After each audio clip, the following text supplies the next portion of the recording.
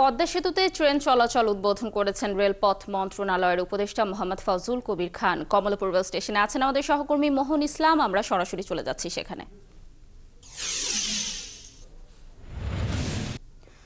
মোহন, আপনি তো কমলাপুর রেল স্টেশনে রয়েছেন। ৮ ঘন্টার পথ ৩.৫ ঘন্টায় পৌঁছানো যাবে, এ নিয়ে যাত্রীদের মধ্যে প্রতিক্রিয়া কেমন দেখছেন? কি তথ্য রয়েছে সর্বশেষ জানাবেন।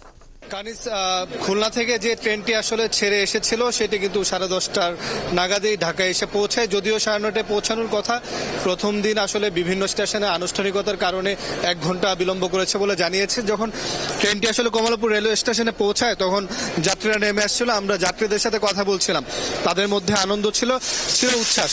তারা বলছিলেন যে এই যে খুলনা বা বেনাপোলের দক্ষিণাঞ্চলের মানুষজনের আগে যেতে 8 ঘন্টা সময় লাগতো, বাসে যেতে কখনো কখনো 10-11 ঘন্টাও লেগেছে। পরবর্তীতে আসলে ট্রেন চলাচল শুরু হওয়ার পর তাও 6 ঘন্টা থেকে 8 ঘন্টা লেগে যেত। তো এই মুহূর্তে যেহেতু এই দুইটি ট্রেন জাহানাবাদ এক্সপ্রেস এবং রূপসী বাংলা এক্সপ্রেস আপনার চালু হয়েছে, সেই জায়গায় তাদের 8 ঘন্টা রাস্তা 3 ঘন্টা আসবে। যে কারণে অনেকে বলছেন যে সকাল 6টার ট্রেনে উঠে 9:30টায় ঢাকায় পৌঁছিয়ে অফিস করে আবার দেখা যাবে যে বিকেলের ট্রেন বা সন্ধ্যার যে ট্রেনটি রয়েছে সেই ট্রেনে খুলনায় ফিরে যাবে। অর্থাৎ আপনি খুলনা ডিভিশনের যে মানুষজন রয়েছে তারা এই মুহূর্তে কিন্তু ঢাকায় অফিস করে খুলনা ফিরে যাওয়ার মতো পরিকল্পনা বা চিন্তা ভাবনা কিন্তু অনেকে বলছিলেন।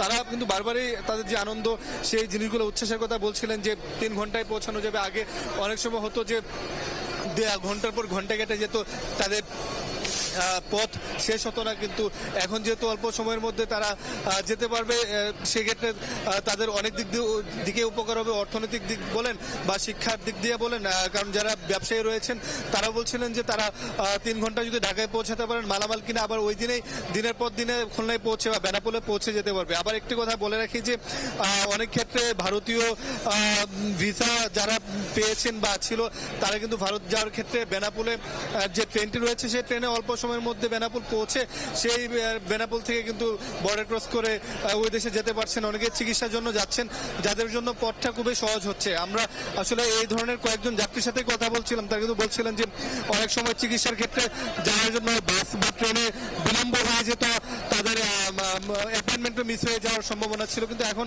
সেই সুযোগটা থাকছে না। কিন্তু তাদের একটা দাবি রয়েছে লাবণী, তারা কিন্তু বলছিলেন যে বাংলাদেশে আমাদের ক্ষেত্রে যেটা হয় যে ট্রেন অনেক সময় বিলম্ব হয়, অনেক সময় শিডিউল বিপর্যয় ঘটে, এই ধারা যেন না আসে। তাদের দাবি যেন ট্রেনটি সঠিক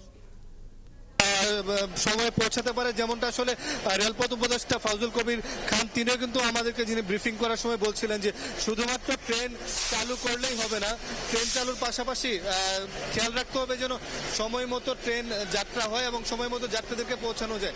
মোটা দাগে বলতে গেলে 3.5 ঘন্টায় খুলনায় পৌঁছানো যাবে, বেনাপোলে পৌঁছানো যাবে, তা নিয়ে যাত্রীরা আনন্দিত।